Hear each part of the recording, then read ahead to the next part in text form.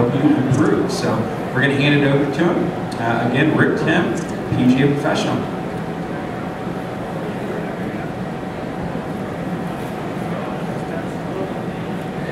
Hello, hello. How's everybody doing? Well, thank you very much for attending my seminar. My name is Rick Timm, and I run a golf academy at Family Sports, which is located in Centennial, off of Arapahoe Road in Peoria. And as Patrick mentioned, I'm also the tournament director for U.S. Kids Golf for the Denver local tour. So today the topic is going to be training aids. How many in the audience use training aids when they try to work on their game? 1, 2, kinda. 3 for sure. Okay. Well, you know, training aids are good and bad. What I find with a lot of students is they don't use them long enough for them to allow development of the proper motion to take place. Some people buy them and they never even use them. So, you know what the result is there. So you have to really stick with it long enough to allow for the new pattern or what the training aid is designed to do to fix what the problem is in your swing.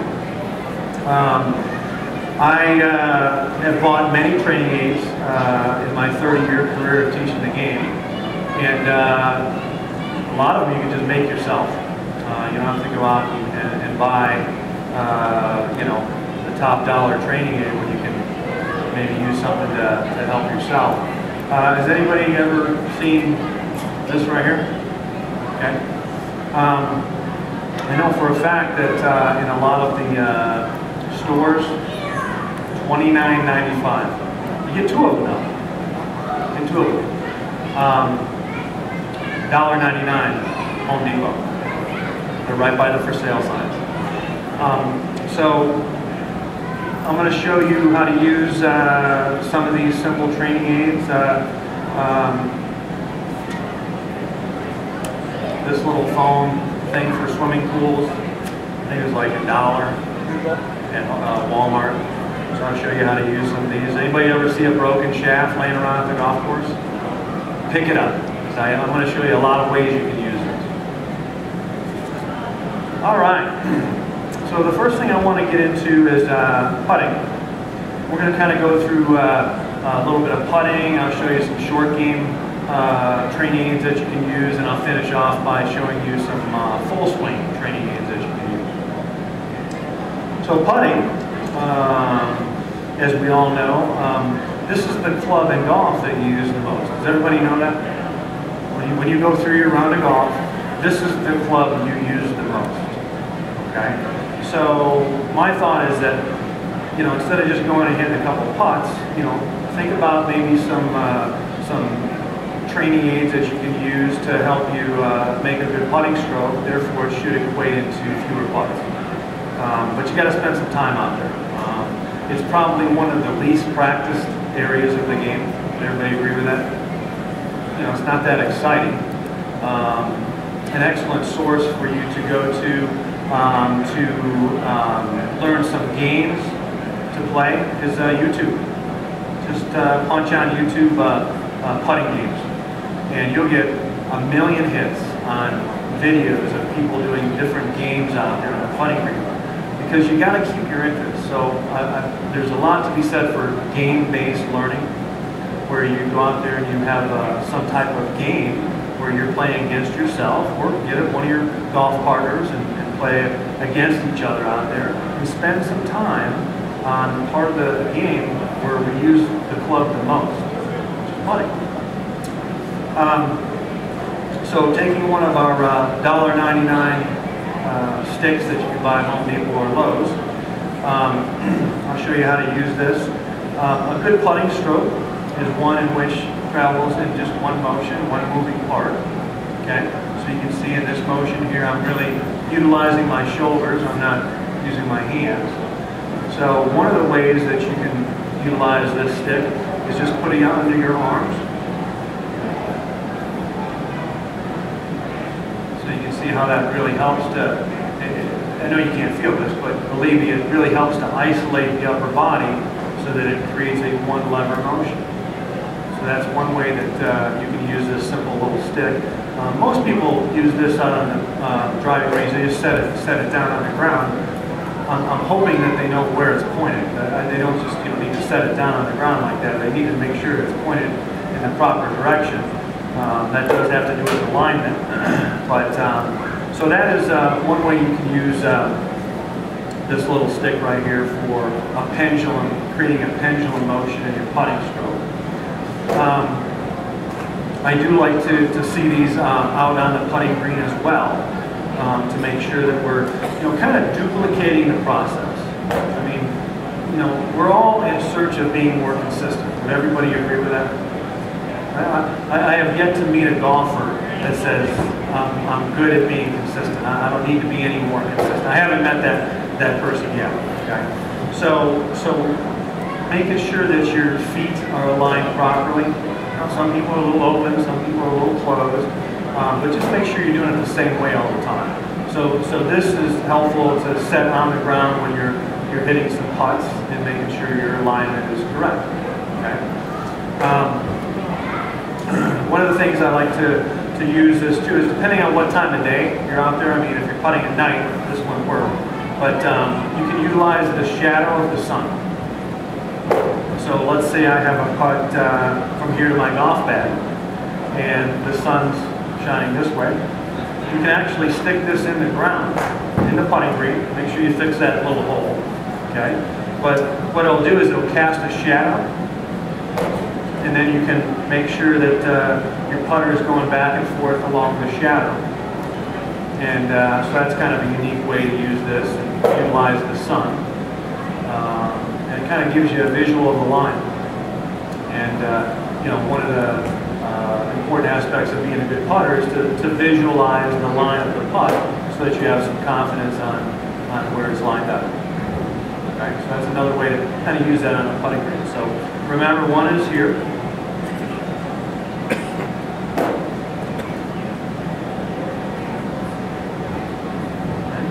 And then you can stick it in the ground and use the shadow of the sun.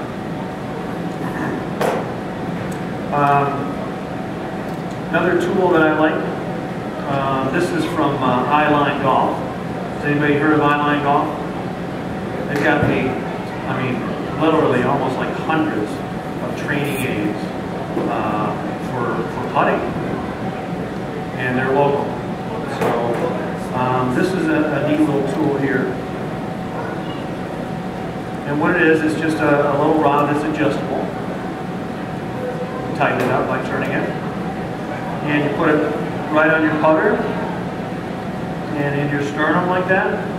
And basically it creates a nice connection between your upper and lower body, your shoulders and the putter head. When you putt, I see good putters are all one lever motion. They don't use any kind of wrist action. So you have the difference there. Okay? And then this just a little foam pad that fits right in your sternum. And it's adjustable for any particular length of putter or how you set up to the ball. Okay? You can also put it here too, just to let you know. Okay? So I really like this tool because again, we're in a good, proper, consistent putting motion. We're trying to be one lever, not two levers. Okay? So I like that one. It's called the Pendulum Putting Rod. What a great name. Okay. So next we're going to get into a little bit of, get another tool here. Bag of tricks.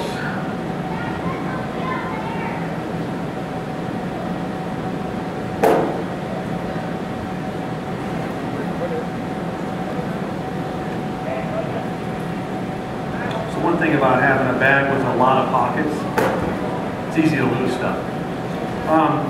So again, one lever motion, okay? Are you familiar with this? Ruler? Okay?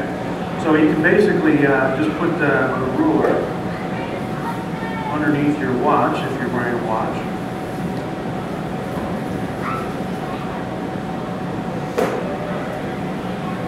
I think I got this ruler at the dollar store. Guess how much it was? $1, you're right. So basically with this underneath your watch, keeps that left wrist straight. Not a bad little inexpensive way to, again, use something on a part of the game that can help you be more consistent. 99 cents.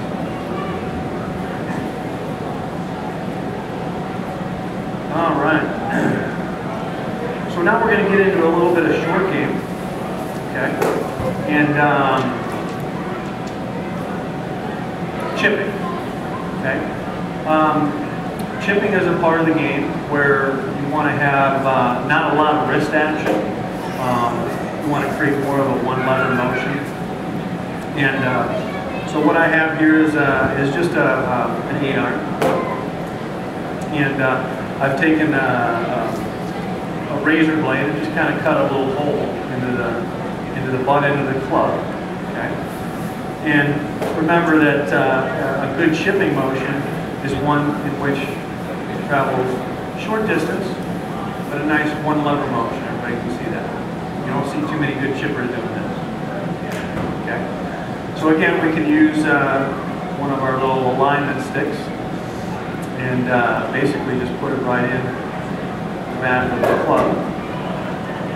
Fits conveniently down in there. Okay. And I wouldn't really recommend maybe doing this to your 8-iron. I mean, you can. It's not going to really hurt it.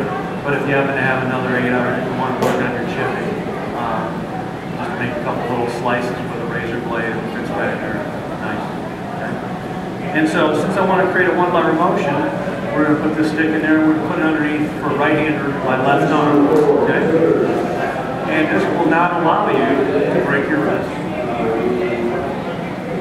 Okay? And that would be a good way to, again, try to be more consistent, not using our wrist action, which we need to use in parts of the game, but definitely not in chipping or putting. Okay. Anybody ever done this or seen this before? Okay. That's a good one. I would write that one down if I were you.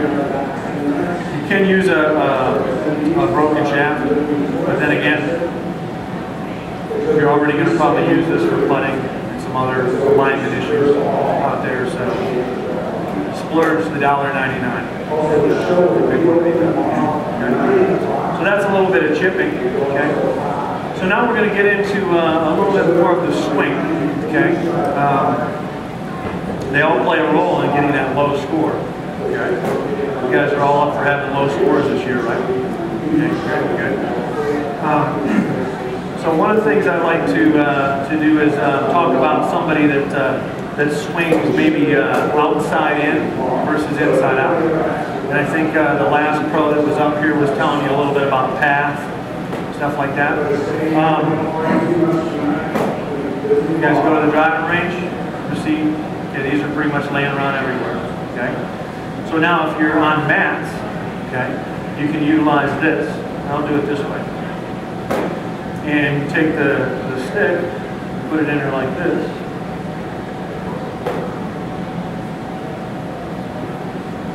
Okay.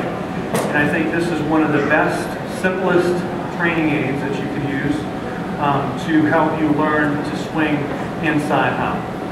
Okay. So if I have a ball, grab a ball here.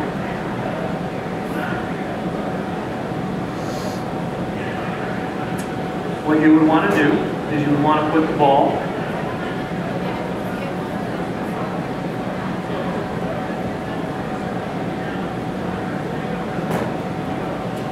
directly underneath the stick, okay, like that. Okay, and of course we're going to hit this way. So if I were to swing over the top, I would hit this stick right here. Okay. And you probably only do that one time. And then you have to reset it up. And basically what this is, you're going to end up doing is making a swing that is underneath that stick. And I guarantee you, without a doubt, if you do not hit the stick, you have just made a swing from inside to out. There's no way you can hit the ball by swinging over the top. I use this all the time. Now, I like teaching on grass, so at my facility we have mats. We have heated stalls, by the way, if you want to hit some balls in the winter. But we also have grass tees, and so I just stick this in the ground. And if this is the ground, kind of put it in there on a little angle like that. Okay? I put the ball right underneath the tip. And it's a surefire way for you to not swing over the top, outside in, casting, whatever you want to label it. That's a good one. That works 100% of the time. It really is effective. And anytime you do drills, and, training aids and stuff like that, or use training aids, you probably want to go at a little slower pace when you start out, maybe half swings. That's a good recommendation. And slowly build up speed and confidence. Because it's a new move. You're trying to do a new move because you're tired of doing the old one. And so I'd recommend maybe doing some little half swings, just hitting out there 50 yards or whatever, and slowly build up to where you can even hit driver from this. So this is really a good way to again utilize the $2 stick for something for your full swing. Any questions on that? That's again, I see that a lot. I see a lot over the tops. Surefire way of fixing that. Okay. Good. No questions. Awesome.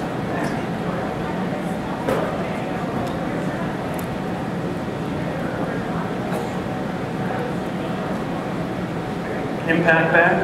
Anybody ever seen this? Okay. Most golf courses have like a lost and found. Okay. What's probably the #1 thing lost at a golf course? Anybody tell me? Head covers. There's 127 in there. They're all head covers. And they were just going to throw them out, so I stuffed them in this bag. And this is really a good training aid. I mean, it's like 30, 40 bucks, so it's not too expensive. A couple ways that I utilize this. I'll take these 2 sticks and I'll put them in the ground like this. Okay? And then I'll put the bag up against it. They're in the ground, if you can visualize that. Okay. And then one of the ways to utilize the impact bag is to strike down into it like that. Okay. And what that does, it gives you the sensation of rotating your body into the shot instead of being flipping. And you don't want to be flipping.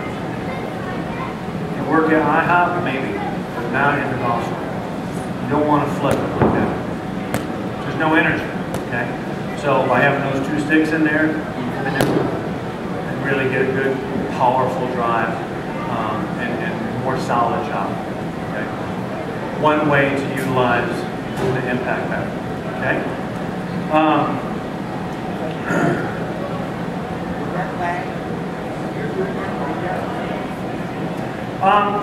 As long as you have it braced, like if I were to take a full swing, it probably would go just a little bit farther. Yeah, so that's not too far to walk. Okay. But I like to put the sticks in there so it just stays right there. Question? Absolutely.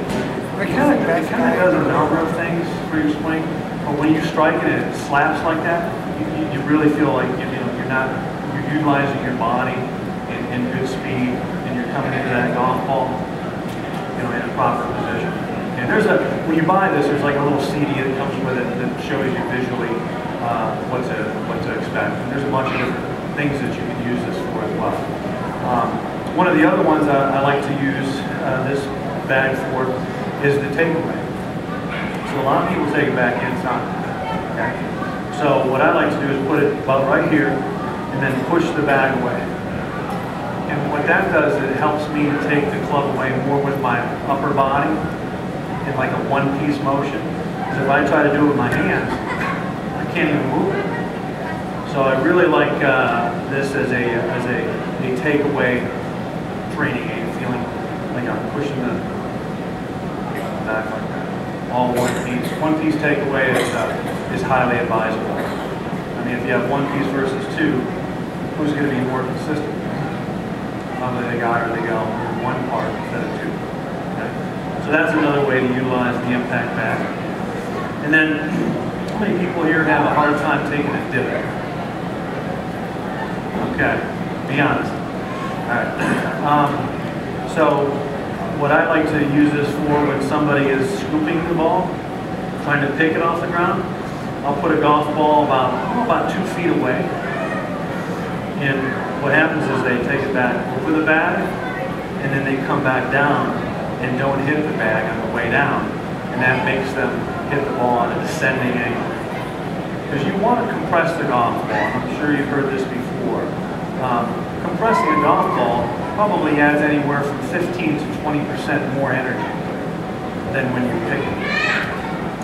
And as far as I know, all good golfers take a dip. You don't see too many pickers. Irons. Okay, so by setting a ball here, hitting out that way, take it back, come down, strike, not this, but strike the golf ball.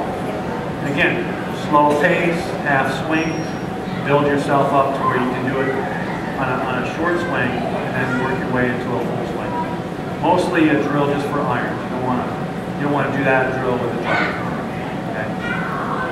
Okay. You will, by compressing the golf ball, you will hit the ball farther. Okay. So I like that. I like the impact bag. Just go to your golf course and see if they got a box of head covers. Fill them up. All right. Anybody ever see the fan? So this is kind of similar. You see this sometimes at the baseball games and stuff. So this isn't too bad. Just creates some wind resistance. Mostly it's designed to put emphasis on you utilizing your core. Because if I swing with my arm, if I turn my body into it, I can really feel how it creates the core to be more influential in the golf swing. So pretty simple. Probably not going to have it on your golf bag, so a little bulky, but still not a bad idea to try and get the core of your body to be more active in your golf swing. Okay. Not a bad one there. People that sway, okay. Got a couple little things in here. Going a little bit over. A couple different ways not to sway. If you happen to have a block of wood around the house somewhere, okay, or a 2x4, just cut it on a little angle like that. And I'll stand right on the edge here. Just want to put that underneath your right foot like that if you're right-handed. And by taking that club back, kind of puts a little bit of angle on your foot so that you have a little bit more stable right side where you're not swinging. Okay? You don't want to have any kind of lateral swing going on in a good golf swing. It's got to be circular. Okay? So I don't know, you can get a piece of wood for free. So that's a real cheap one there. Another way you can work with swaying in a full golf swing, you don't really need this foam pad on there. I use this a lot for just making sure somebody's moving their head properly, so I'll stand there. If you were to put this on your golf bag in some fashion, you might be able to, figure out how to not hit it. If you move forward, you know you're going to thin it. So you might be able to put it in your golf bag like that if you have enough room out there in the range. And utilize this to, because you can't see your head move, but you can feel if you hit this. So that's not a bad way to use that one. And going back to the stick, I should be a stick salesman now I think about it. I'm telling you guys a lot about his sticks. As far as swaying, we can put this right in the ground and just don't hit it. Make sure you're making a turn instead of a sway. Okay? Same way front. Don't want this in a golf swing. You want to turn. Okay? So sticking that in the ground is pretty helpful. Okay? There's so many. I mean, I can give a 2-hour seminar on just this stick. So one of the last ones I want to talk about, because I'll wrap things up here. Appreciate you guys sticking around and spending some time with me. Does everybody know what lag means in a golf swing? L-A-G, lag. It's pretty important. As a matter of fact, there's not a good player in the world that does not lag the golf So I'll relate it to baseball. If you wanted to throw a baseball fast, you wouldn't do this. You would lead with your elbow, and the ball would lag behind your elbow, or your hand would lag behind your elbow, and then you snap it through. That's how you throw a 90-mile-an-hour fastball. Okay? So now I'm going to relate it to the golf swing. When you look at the weight distribution of a golf club, where is most of the weight? In the head. We're gripping way down there. Okay?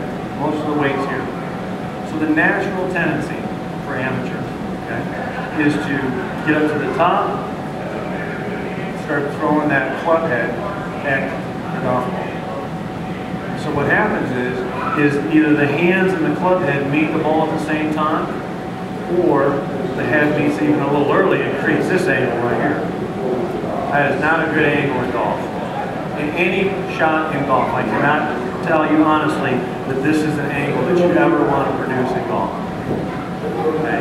The ball's not going to have a lot of energy on it. It's not going to go very far. You're not going to take a divot.